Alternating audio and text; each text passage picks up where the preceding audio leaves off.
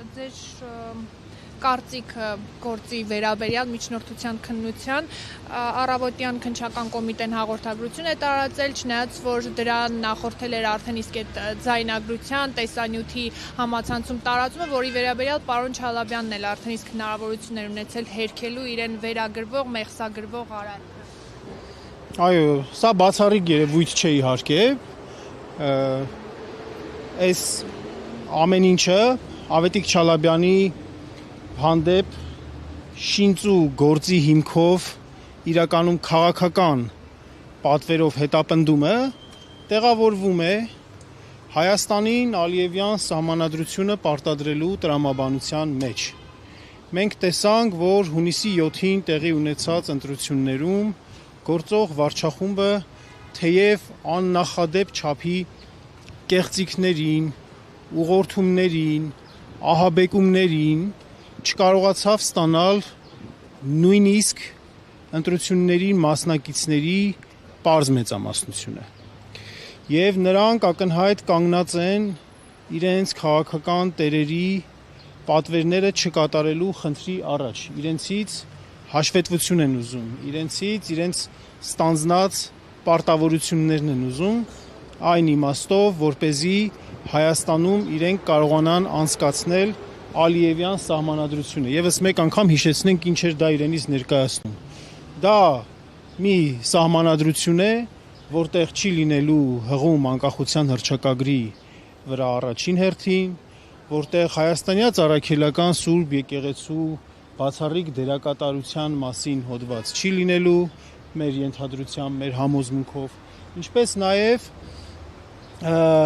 հողը սեփականության իրավունքով միայն Հայաստանի Հանրապետության քաղաքացիներին պատկանելու այդ բացառիկ իրավունքը եւս չի լինելու։ Ալիևյան սահմանադրությունը մեր ժողովրդի մեջ անցկացնելը շինծու հանրաքվեով, պարտադրանքով շատ դժվար է լինելու այս իշխանությունների համար։ Դժվար է լինելու, որովհետև այդ հրեշավոր գործարքի դեմ խոսում են եւ խոսել են բազմաթիվ անհատներ, վառ անհատներ, հանրային կշիռ ունեցող, քաղաքական դիրքորոշումներ ունեցող, ողնաշար ունեցող, առանցք ունեցող մարդիկ։ Նրանցից մեկն էլ հանդիսանում է Ավետիք Չալաբյանը,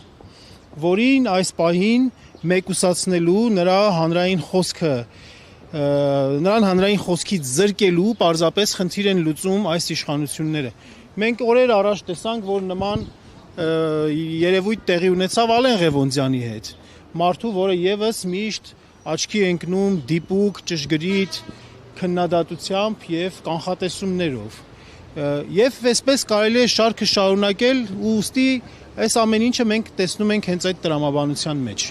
Քննչական կոմիտեի տարածած հաղորդագրության մեջ նշվում էր, որ իբրև թե Ավետիք Չալաբյանը մայիս ամսին մեկնել է Մոսկվա, բայց երբ մենք պարոն Չալաբյանի հետ խոսում ենք, նա նշել էր, որ այդ տեսագրությունը արվել է ձմռան, այդտեղի խոսակցությունները տեղի են ունեցել ձմռան, ուզում եմ հասկանալ, այստեղ հակադրություն կա, սխալմունք կա, թե ինչ է։ Սա գործի, այսպես ասած, փաստական հանգամանք է։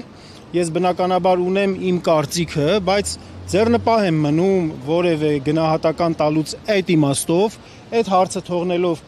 մեր ուրեմն պաշտպաններին, Ավետիք Չալաբյանի պաշտպանական խմբին, դրա հետ կապված այդ հարցի հետ կապված պարզաբանում, բայց առհասարակ կարելը, այսպես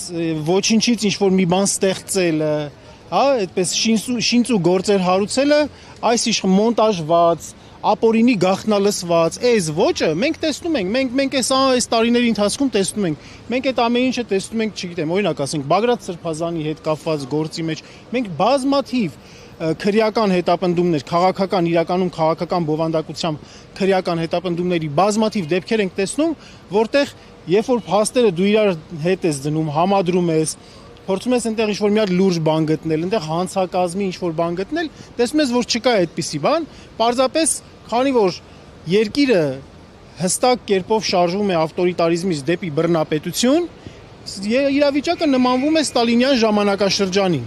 Այն ժամանակ ուղղակի առանց դատ ու դատաստանի 5 րոպեում որոշումներ էին կայացնում, մարդկանց գնդակահարում էին։ Հիմա այդ ամեն ինչը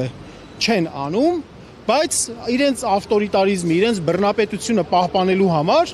օգտագործում են այսպես օրենքի շղարշներն են օգտագործում, օրենսդրական կարգավորումներ իրենց ուզած ձևով ֆրցնելով, սվաղելով, սարքելով օգտագործում են եւ ձեր հարցի պատասխանը հենց այս տրամաբանության մեջ է։ Դուք կարծում եք, որ այդ ձայնագրությունը մոնտաժված է կամ ինչ-որ կոնտեքստի Ես կտրված։ նորից ասեմ, որ իմ կարծիքը բան չանեմ, այսպես դա քանի որ գործի փաստական հանգամանքին է վերաբերում, դրա համար ես գնահատական չտամ, բայց ոճը, ձեռագիրը, ապօրինի, գաղտնալսում, չգիտեմ, մոնտաժել, մեկնաբանել եւ այլն, այս ոճը այս իշխանություններին շատ բնորոշ է եւ ցավոք սրտի, ցավը այստեղ նրանումն է, որ այս իշխանությունները իրենց համար փաստորեն օգտագործում են Հայաստանի Հանրապետության իրավական համակարգ, իրավապահ համակարգը, քննչական մարմինները ցավոք սրտի իրենց գործառութային առաքելությունը մի կողմ թողնելով առաջնորդվում են քաղաքական հրահանգներով, պատվերներով։ Ինչ ամուսնալուծում եք նախատեսում ոչ միայն պարոն Շալաբյանի, այլ նաև այլ ընդդիմադիր հայացքներ ունեցող քաղաքական գործիչների նկատմամբ։ Ես համոզված եմ, որ այս շինծու գործերը ջարդվելու են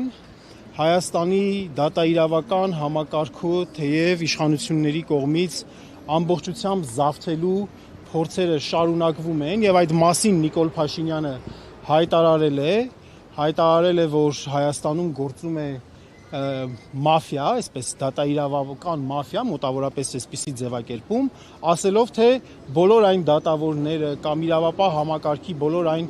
գործող անձինք, ովքեր որ իրեն անմիջապես չեն ենթարկվում, չեն լսում, նրանց փորձելով նույնացնել մաֆիայի հետ, մաֆիոզների հետ, իրականում մեր այս համակարգում